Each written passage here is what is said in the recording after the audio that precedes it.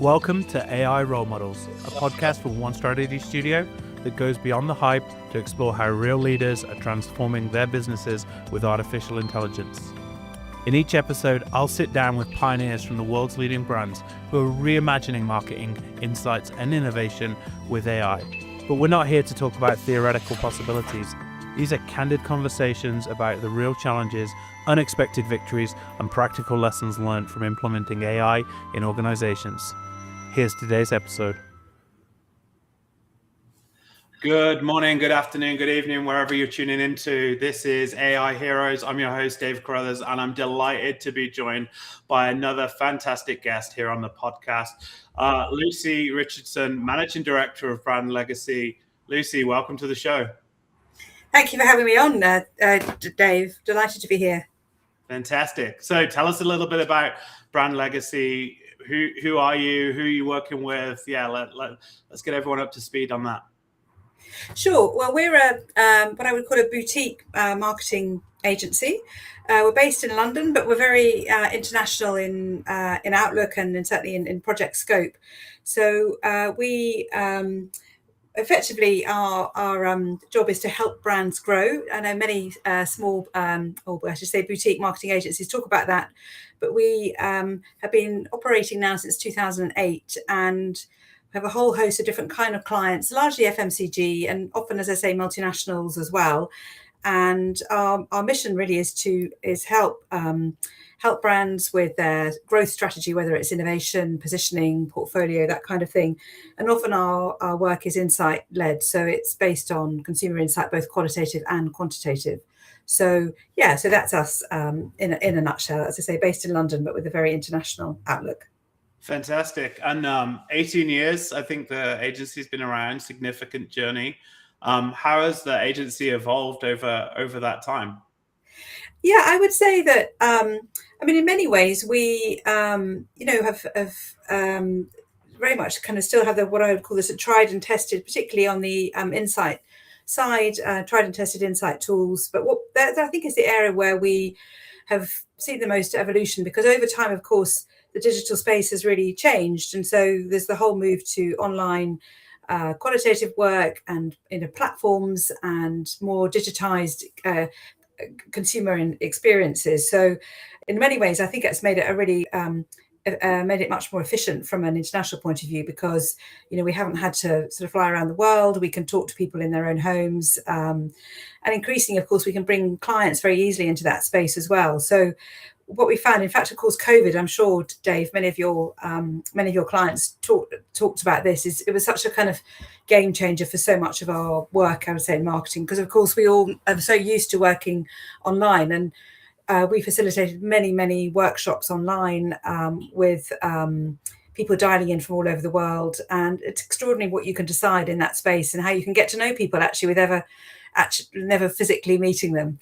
I can tell you one funny anecdote actually on that, Dave. One client we worked with very closely for probably 3 or 4 years, and I was convinced that the woman, the way she sort of projected herself online was very, I imagined her to be a very tall person, and I imagined another person had to be quite small, and then we met them in the flesh, and it was the other way around. It was almost comical. Yeah, it's definitely figuring out people's height based on their Zoom conversation is definitely there. And the advent of the tools, as you say, has made kind of global research and getting into consumers' home so much more accessible. Big dent for the for our air miles balances, I guess. Yes. And those trips we used to enjoy going on. But yeah, no, it's for brands and being able to talk to more people on a global basis, it's incredible.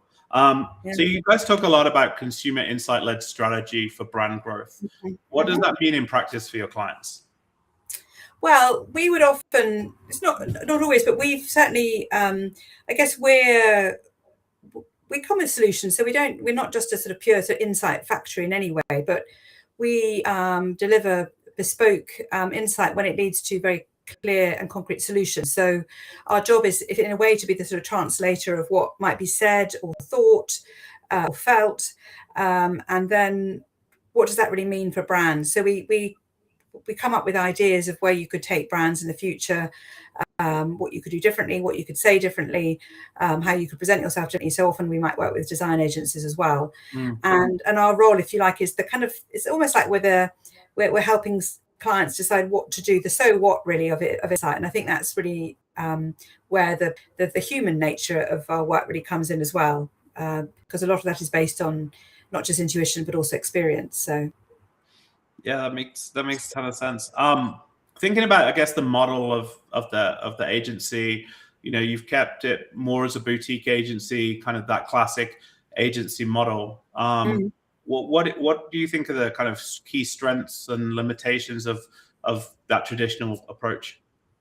Yeah, I mean, for sure, we I mean, you only have to open a sort of a post on LinkedIn or read something in the paper to think, well, now, with the advent of AI, a lot of our traditional time-based consultancy models are quite under threat, because what we might have taken half a day to do, or perhaps someone in our team to do, the AI can do for us. So there has been a lot of discussion, hasn't there, Dave, on how do agencies move away from that time-based model? And then in the past, something like a quant agency would have looked at things like panels and sort of synchronized data to do that. But I think what's really interesting in talking to Jonathan, your founder, as well, is the AI actually is quite an opening for us to all do things quite differently again. So think about, how do we, as consultancies, as agencies, how do we make money? How do we sell our services to clients in a way that adds value to them, but also is profitable for us? So AI is quite a challenge, but also I think a real opportunity for us. Yeah, I think we're seeing that a lot. This transition of that agency model, which has always historically been based on this time and materials type basis. Yeah. And I know Jonathan's very passionate about that value added thing. It sounds like you are as well. I think those models are still being defined at the moment. You're seeing various AI tools pricing on a cost per outcome. You're seeing agencies look at kind of measuring value delivered, which is always a difficult way to look at things, because as agencies, we often don't have full control over the end-to-end process or the implementation and things like that. So it's a very difficult changing landscape. But I think for those agencies that are flexible and adapting kind of new ways of working, combined with what they've done traditionally and as a trusted partner, I think it's going to be a really interesting opportunity. And as you say, I think it's the next evolution and unlock some really interesting growth. So I want to pivot from here and talk a little bit about, I guess, your journey with AI, like that kind of whole discovery piece, So I guess take us back to kind of when you first, meaningfully got involved in AI. Like, obviously it's, there's so much now that it's just kind of everywhere in every LinkedIn post, as you say. It's even for someone who's like very, very strongly pro AI, I find it a little bit too much at the moment. But like, what prompted you to start exploring AI for your work, and kind of, take us back to kind of your kind of initial impressions getting started? I think it does. It did start, I would say, with a client need, actually. So it wasn't necessarily the solution, but it was a client who came to us, and in fact, we were just remembering, I think it was probably 18 months ago. So amazing how quickly time flies, doesn't it? It feels like AI is now part of the way we live and breathe, and yet 18 months ago it was still this slightly strange thing. So so the client came to and wanted to develop some innovation platforms, but wanted to do it in a different way. And I don't know how you would probably know this, Dave, but often a client would say, well, I've got to develop my pipeline for the next, 4 or 5 years, but I really want to make sure my platform is not grounded just in sort of product renovation, but genuinely in consumer need and future consumer needs. So hence innovation platforms. And often the way we would do those, we would spend quite a lot of time looking at other sources of data. We might do some sort of future facing consumer scoping work, or perhaps with experts. We would then get in a room, and lots of smart humans, dare I say, brains together, kind of mapping and clustering and creating these innovation platforms. And so that would be quite a long process, I would say, very thorough, and lots of chances to kind of make the link and so on. And then but it was based on kind of quite substantive evidence. So the clients would then be confident that that's something they could use to ideate off for their future innovations. The client, however, said to us, I want a different way of approaching that. So, can you do it in a way that perhaps it's smarter, quicker, potentially just different? I want to do things differently. I want to shake it up a little bit. Mm-hmm.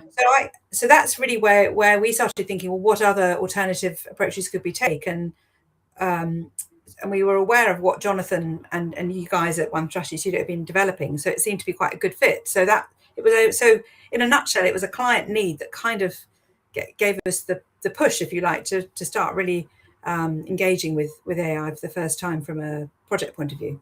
And I guess, how did you feel? Like, you kind of say the client need was driven. You'd seen what One Strategy was doing. Where was your mindset in this? I mean, I'm guessing a mixture of like excited. It's one of your clients that you've worked with for a long time, but like a little nerves. Like, talk us through that, kind of making that leap. Well, we always have a very collaborative approach, and we have a lot of partners around the world who we might need to trust. Say we're working on a project in Japan, we have to trust our Japanese partner to know what they're doing on the ground. And I felt in a similar way with One Strategy Studio that I actually wasn't nervous at all, because I trusted Jonathan. I've worked with him for many years. Mm-hmm. I know that he develops very high quality outputs, and it's because we have that very good relationship and trust. I felt actually quite excited, and I wasn't particularly worried about, I don't know, letting the client down or that it wouldn't get me anywhere. I guess I just had trust in the process. So trust in the process is definitely kind of an important part of this. And I think the more that people have been on this journey, as you say, I think one of the interesting things about the genesis of One Strategy has been Jonathan's kind of prior 20 years of doing this the more traditional way. And so, I think we see a lot of companies in the space that are new entrants that maybe haven't got that foundational rigor and experience of insights and innovation and developing pipeline and new platforms, and are essentially applying a tech layer over it.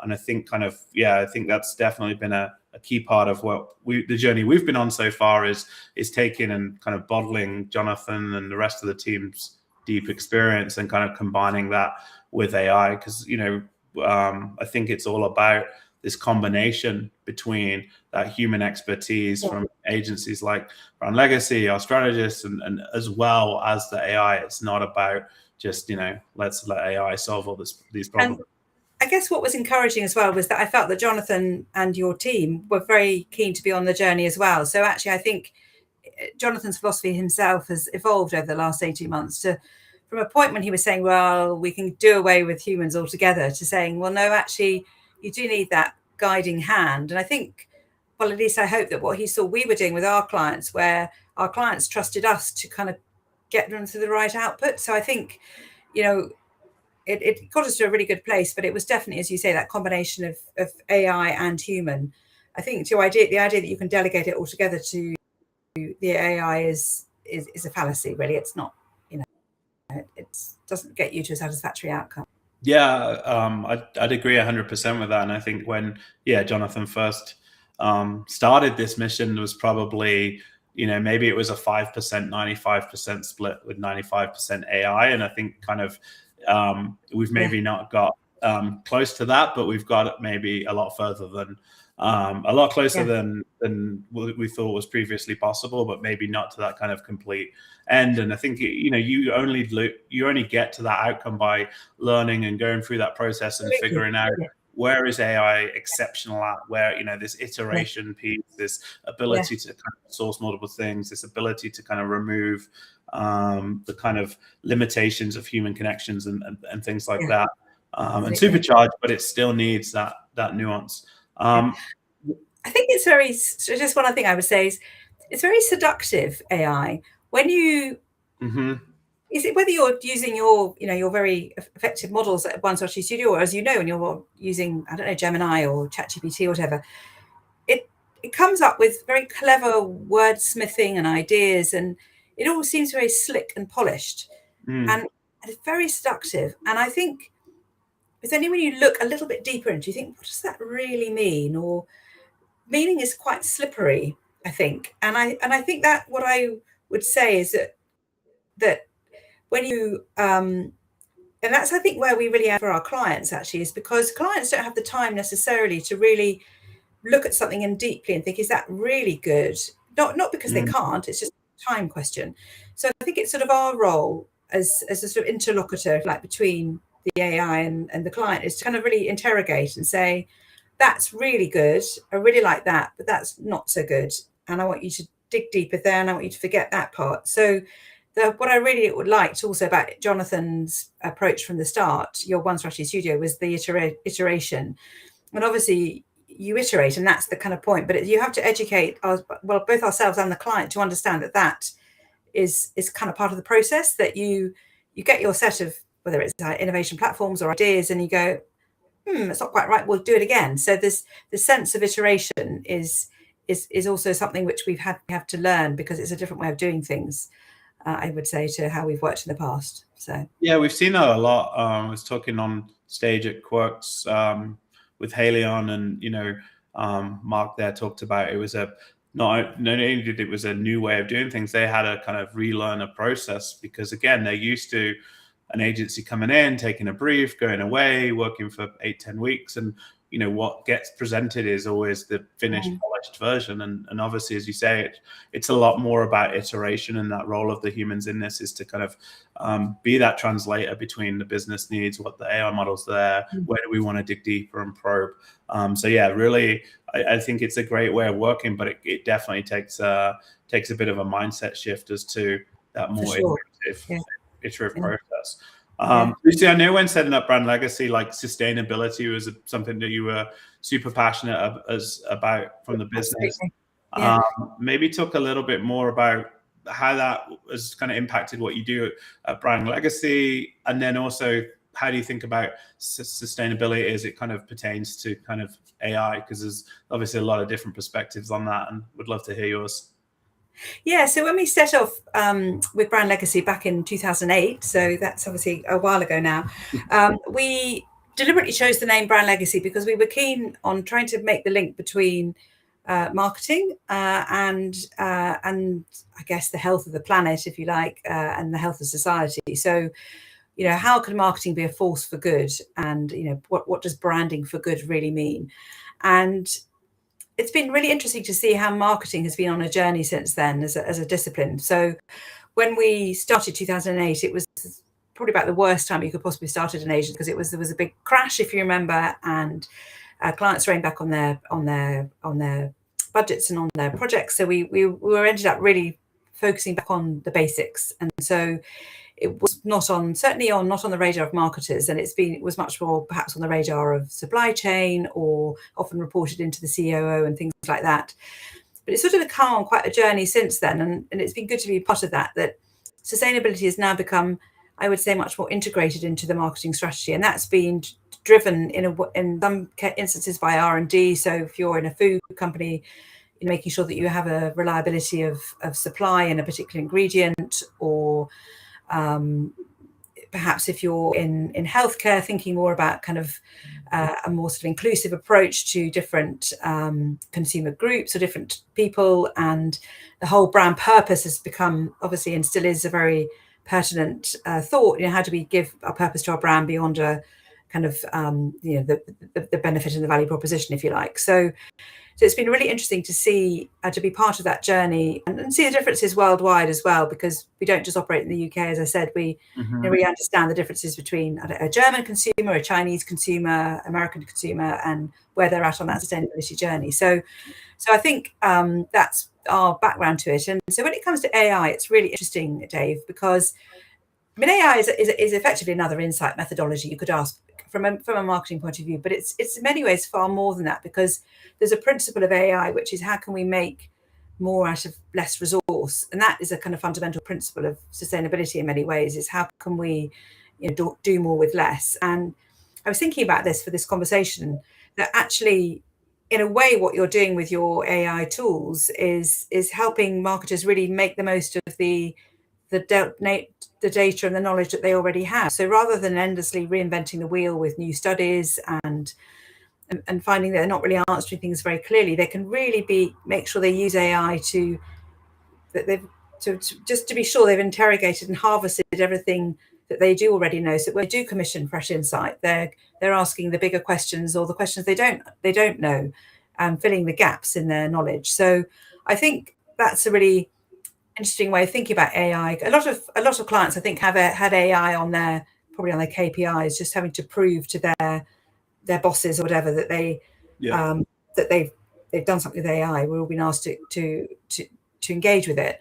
But I think from a sustainability point of view, it can be a very powerful resource as well. The last thing I would say on it is that, of course, the biggest win of all is that if AI can help marketers develop more sustainable solutions, and sustainability obviously means, it has both an environmental and a social side to it. So how can it really bake in those solutions to marketing problems? And that you mentioned a while ago about how AI was very efficient at making connections and grouping, and I think, again, it can probably help marketers make some leaps between what might seem an unsustainable solution and a sustainable one. Whether it's a new type of packaging, or a different way of consuming, or a different kind of service you can offer to help people, I don't know, manage their health more proactively, or whatever it is. These things all do lead to a more sustainable future.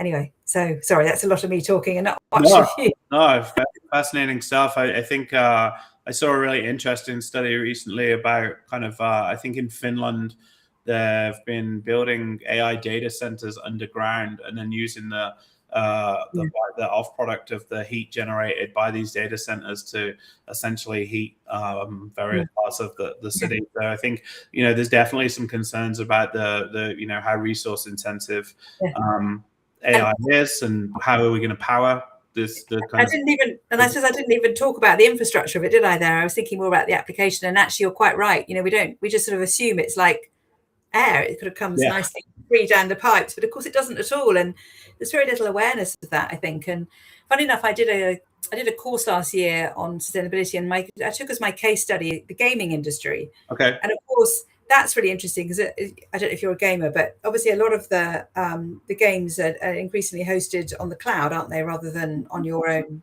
home server, hard drive. And yes, that's great for you not having to have massive hard drives at home, but it's going to have to be stored somewhere, isn't it? It's got to be sitting somewhere. So it's the same conundrum that they have in that industry. So. Yeah, no, it's a fascinating point, and I think we're definitely in the early innings of that. But I think as well, as you say, there's so much great and good that can come from this, and there's connections that are going to be made. And sustainability is such a broad topic, and it's not just about environmental sustainability, but also kind of the other side that you talked about. So kind of moving on to kind of thinking about kind of implementing AI, and kind of bringing kind of the team along, and bringing and the client conversations. How did conversations go internally? Obviously you kind of talked about this internally, and where this could help. I mean, was there much resistance? I mean, you see it. I think there is fear in some instances in bigger companies around what can and can't be done by AI. What is AI going to replace? I'm just curious, what you saw as a smaller agency around that. I think clients in general, particularly, funny enough, in bigger companies, are quite cautious on the one level. So what I have noticed, to give you a concrete example, is two of our clients who we have effectively worked with your One Strategy Studio this year with your tools, have kind of doubled up. So they've generated the innovation platforms, and in an innovation platform, you'd have a pain point, sort of insight for the problem. And they almost I don't think it's themselves, but perhaps with their senior management, they have to then go off and quantify these pain points to kind of almost prove they really exist, which is a doubling up, really, because kind of of course they exist because they came from data in the first place. So they're slightly distrusting, or at least their management are not confident enough that AI is kind of real. So I feel they're quite in the experimental phase. And the other thing I think I would say is that there are definite, I'm sure you've seen this in your with all your clients, there's sort of different typologies within clients. So you've got those who are perhaps a slightly bigger picture, who are more prepared to go with it, perhaps more conceptual in the way they think about things. So they don't necessarily interrogate every word, but they'll say, well, I get the gist of this. This is kind of where we need to go. This is enough to be, I know, a springboard for a new type of product or a new positioning, for example. There are others who might kind of almost get quite drawn into the detail and say, well, the consumer wouldn't really say that, or what's the real truth here? And so you end up slightly having to, we have spent a lot with those kind of clients. We spent quite a lot of time, our human time, rewriting, reframing things in words that you might recognize as being more sort of true. So we have been, I would say, from our point of view, had to be quite adaptable depending on the kind of client that we have, and it's just people are different. That's also, as we know, you have to kind of tailor your approach to the kind of person you're dealing with. So I think has been quite interesting as a journey, and I guess maybe going forward, it's worth thinking about how you kind of cater for both of those. And sometimes the iteration only gets you so far, and in the end, you have to resort to writing it yourself.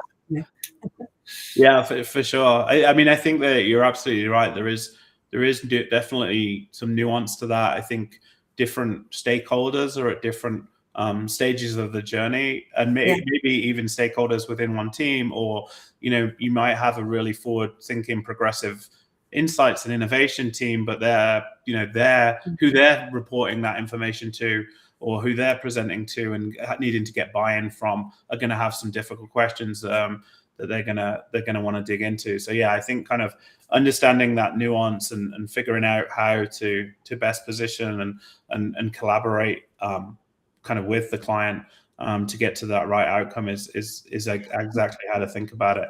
And privacy is another huge issue, which I know you deal with. I mean, we spent a lot of time with both clients setting up it was very specific GDPR or data security kind of arrangements. We had to get procurement involved. That was a conversation that Jonathan took offline with us. So I guess there was a lot of trust from our point of view that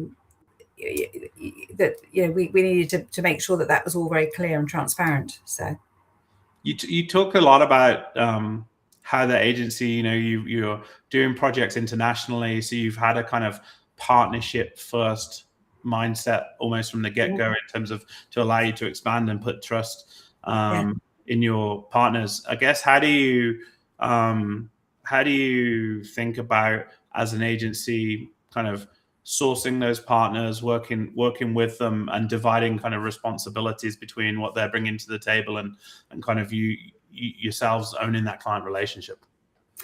I mean, I'm all for transparency and collaboration. So, or maybe we should talk, Dave, more concretely about the way we've so far arranged it with you guys. Is that I was always keen to kind of co-brand our approach with you, because I felt that you had the authority and the knowledge of the tool. Myself and my business partner Abby, we don't position ourselves as AI experts. I don't believe that we are, but I think I would say now, I'm hoping we're becoming AI confidents. If we went from AI naives maybe a year ago, I don't think we were ever skeptics really, but we were always like, well, we don't really know, and prepared to give it a go. Now I would say, if I get a brief and they say, would you like some AI? I might even always think automatically, how could AI play a role in this process? And then I would be always keen, if we're to use the One Strategy Studio tools, to co-brand that with yourselves, because I feel that gives it the authority that, brand legacy, we're not AI experts. Like everyone will be using AI, but it's not what we're about, I suppose. That makes a ton of sense. Thinking about, I guess, your own personal journey, less about working with One Strategy, but how has kind of the broader AI landscape changed your kind of day-to-day work? Yeah, I think when we talked earlier, you'd mentioned a lot about, not having to do all the work yourself. Like, what has that freed you up to focus on, and what are you seeing there? Well, there's no doubt that it helps you. People say, don't they? It kind of does the grunt work for you. So instead of spending hours trailing through lots of reports, you can ask AI to do the summary for you. Or if you have a lot of transcripts from consumer groups, you can ask AI to do a summary or pull out the salient points or actually find relevant consumer quotes. Mm-hmm. It's extraordinarily powerful. And it's sometimes you think, oh, has it just done my job for me? But I guess the point is it's just saved you a lot of time and allows you more time to then look at those connection points between different insights, or really craft your final recommendation, or think about how you might use AI in a workshop. So I would always now be encouraging clients to use. We ran a big workshop back in Stockholm, actually, earlier in the year, and we got all the clients work with AI within the workshop to come up with ideas, how to craft their concepts. It's kind of part and parcel of the way clients are beginning to work as well. So yeah, I think it's really kind of accelerated the creative process on the one hand. The only thing I would say on the downside is it's still incredibly overwhelming. So you ask it to come up with one idea and it comes back with 500. So you need to be able to work out which ones are the good ones.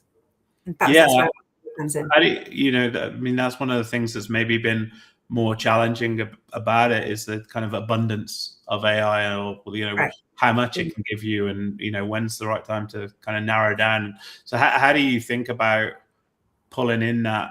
Obviously it's freeing up more time for that strategic, deeper thinking work, but how do you think about kind of that challenge? Maybe in a way it makes you more rigorous, because you have to go back more. So you really need to go back to the principles of, is this idea comprehensible, relevant, differentiated, ownable, etc. So going back to those real criteria of what makes an idea good from a marketing point of view, what makes a brand successful. So I think it forces you to really think about interrogating your own ideas, because I guess if you have a finite amount of time for a project and you've spent let's say you spent 9/10 of the time summarizing and getting yourself to a kind of good summary of a synthesis of what the project is about, you've only got the 10% of the time to think about the answer. If you could even switch that to be 50-50, that gives you a huge amount more time to think about really getting the right answer. I think that makes sense. Yeah, I mean, we see it very much as that force multiplier to enable you to really go deeper there. I guess looking forward, what advice have you got for other boutique agencies that are on this journey? Is there anything you'd have done differently in hindsight? Is there anything you're planning to do over the next 12 to 18 months? How do you see the tool set and the partnerships that you're forming changing over the next few months? I mean, I certainly would say, firstly, to boutique agencies, have a go, dive in, definitely find some expert partners to help you with that. It's been slightly like a bit of an escape for us, in that once we've started looking at particular solutions it can help us with, we start to ask ourselves, what more can it do to help? So there's almost like as we become more confident, we'll begin to think about using AI more ourselves to help with some of our client solutions, so or challenges that they come to us with. So I think it's certainly a journey, and it's by no way near. I think we're still very much at the start of that journey of working with AI and sort of integrating it into the way we work. And I think also it's really important to think about the juniors as well. And as they come into the working world, how do we make sure we just don't work with juniors because we now have AI? That would be catastrophic. And we need to think about harnessing AI, using their extraordinary digital skills to really do that, I think. So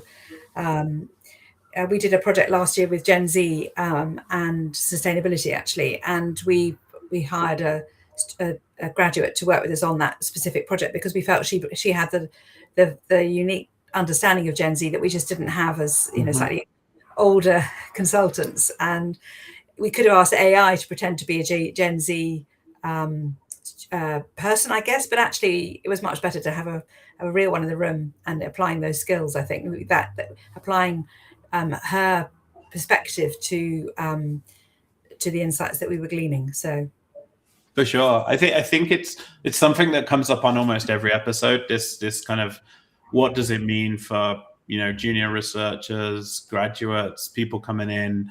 Where do I think as we've all kind of grown our careers, we started in the trenches and learned with very doing the foundational tasks, and we got better and things like that. And I think that still is going to apply. I just think that potentially the acceleration curve will be quicker, and it's a different it's going to be a different path to maybe what you and I went through in a pre-AI era. But I think my daughters are 13 and 15, and just thinking about what does that mean, for what skills are important, where's that heading, what are they going to be when they grow up? It's kind of really interesting to see how that's evolving. I guess what excites you most about where this is headed? Oh, that's a good question. What excites me the most? I think there's a concrete things. I think where I'd like it to go next, perhaps a slightly different way of answering your question, is I still believe from a consumer point of view, it's quite Anglo-centric, Anglo-American-centric, probably. We know that the language models are largely coming out of the States. I sometimes feel that nuances are lost at a local level, and I think it would be really powerful to look at how AI could genuinely kind of have that more multinational perspective. I remain less convinced at the moment that AI is genuinely looking at what's happening in perhaps slightly less well-known corners of the world, parts of Africa, for example, or China, or it's got that sort of quite westernized view of things. So I would that would be one question that I would have, which I think is really important for multinational work as well, because we need to make sure we don't have that just a kind of a sort of biased view of the world, I guess. What I think is, having said that, I think it is really exciting because it does, in some ways, technology generally does enable incredible new connections and new. It is a whole new global language, and actually, just as we're embracing AI, so is the whole of the rest of the world, and actually, people will then share a common language much quicker at the same time. So that, I think, is really exciting, that it will become effectively a truly global language. I suppose it's always a bit scary, Dave, isn't it? Think about the dominance of the the larger tech companies, and how American is that versus generally global, and how do we manage all the data privacy around that as well? I think is really key, or data ownership at least going forward. So I think that is something which certainly companies will be grappling with as well. I think the data side of things is fascinating. I've always been in the I've been more in the camp of like the more you share, the better the experience of many of these products is. Therefore, for the most part, them leveraging the data to make my consumer experience better, more personalized, more unique to me is largely a good thing. Clearly, there's some that break that trust, break that privacy, that are the problems. But even just the fact, it's fascinating even to just ask ChatGPT or Claude, hey, what do you know about me? And just the amount of it's like looking in a mirror, and it's obviously inferred that from all the different things. Let's do that. You drive this car and you work in this and building this project, and it's like, okay, it makes sense, but it's just like, oh yeah. I mean, I think sometimes Claude knows more about me than I know about myself sometimes. There is an interesting point, very important point for brands, and I think it's really significant for the strategy generally, is that obviously we're going to be moving away from the broadcast model altogether for brands, and that not only are we into search, we're even beyond search engine optimization, where you can sort of make sure you get yourself up the rankings, that consumers can really interrogate your brand, and whether and what they will seek after more than anything is authenticity. So the whole greenwash piece is really interesting, is that there's no way you can get away with greenwash or any sort of anything that's not transparent about the way you go about your business. So it's not just about the environment, it's about just generally good principle, good ways of running a business and running brands and delivering services. And I think because of that, I think the whole authenticity piece for brands is going to be really key, that you have to be very sure that what you're saying is true, that what you're saying could be substantiated, because AI will go off and tell your potential customer if you're fibbing or if you're exaggerating. And so the whole business of claims, for example, I'm just doing some work on claims at the minute. You can't claim things that won't be true, because consumers will just go and ask AI, or AI will tell them that that's not true. So and even the world of social media will be changing as well, and influencers again will have to be really I guess more sure that what they're saying is also verifiable as well. So yeah, I think the interesting kind of loop back on that is, as we see more and more AI generated content, which is largely come from the human generated content, and let's say we're now in a 90-10 world where 90% is human generated, 10% is AI generated. As that starts to erode, we get further and further away from like what the humans were, which I think why you're seeing a big resurgence in qual right now is like there's still a huge value on like talking to real people, ensuring we understand real people.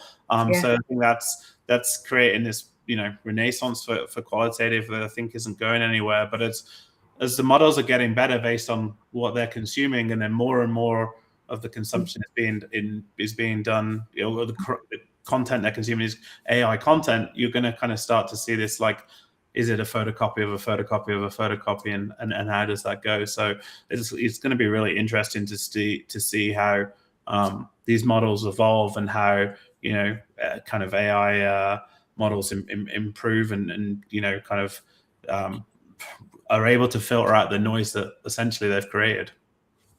So what's your, can I ask you a question back, One Strategy Studio? Everyone gets one question, so yeah, make it a good one. What do you see then as your kind of next move at One Strategy Studio? How do you start to kind of fight some of that? How do you make sure that when you create genuine, you're not making more noise, I suppose, that creating sort of genuine new, fresh spaces for brands to innovate in, for example, or concepts that genuinely are innovative, or that kind of thing? What's your approach? Yeah, I think there's a couple of ways we're thinking about that and approaching that. And I think what we've seen more of is, obviously the way the AI team goes and sources information, it's sourcing from what the LLMs know, what other kind of trusted sources are out there, research, publicly available information. But more and more, I think we're seeing clients combine some of their existing primary research, trends reports, whatever it might be, with what we've got. So it's, again, looking at kind of bringing some of their institutional knowledge and context and awareness that's proprietary to them into the project. Obviously, that is only leveraged within their project, within their organization. So I do think it is becoming more, we're seeing more and more clients leverage both their own data and our models together, rather than just kind of what's in the models, which I think, again, kind of continues on this trend of like core primary research and talking to humans is, maybe we're changing the way we're doing it, but it's going to become more valuable, not less valuable, because I think you combine that with the models that are looking more broadly. That's where you can kind of get to these kind of fascinating key insights that are personalized to that brand, to that product, to that category, specific audience, whatever it might be. Otherwise, you're just going to get a lot of same, right? It's the same suggestions. The most powerful transformation sites are those which are based on the future, not the present, right? So somehow, if you're going to create a transformational idea for your brand, be it an innovation, a positioning idea, or a new direction, you need to be kind of solving something which is yet to be solved. for your customers or consumers. So, and I think that's where I think as humans, sometimes we're restrained by like current thinking. I know we've done quite a lot of like, a lot of the work you do is planning, it's 3 to 5 years out, but we were doing some work with a healthcare company that we presented on recently at a conference that's kind of publicly kind of out there was kind of like, around like the 20 to 25 year outlook around this, allergies and coughs and things like that, respiratory health basically. And kind of fascinating to look at kind of where things are heading. And I think what came out of that was probably, connections and things that maybe the human mind wouldn't have made yet. And I think that's why, AI as a thought partner can be powerful. And then, you've got to bring in the expertise on the human side, the domain expertise and the unique nuance that either people within the brand or their agencies, intimately know. So it's for us, it's all about the best of both worlds and leveraging these two things in harmony. Lucy, thank you so much for being a guest. It's been a delight to have you on the show. Happy holidays to everybody who's listening. This is our last episode of 2025. So we'll see you again in 2026 and look forward to welcoming more top insights, innovation and marketing leaders to talk about AI. Thanks for being a guest, Lucy. Thank you very much. I really enjoyed it, Dave, and happy holidays to you. For sure. Thanks, Lucy. Okay. Bye. Bye. Thanks for tuning in to AI Role Models. Follow now wherever you get your podcasts to be notified of new episodes. Connect with One Strategy on LinkedIn to join us for live recordings. Don't forget to leave a review, and we can't wait to see you again soon for our next episode.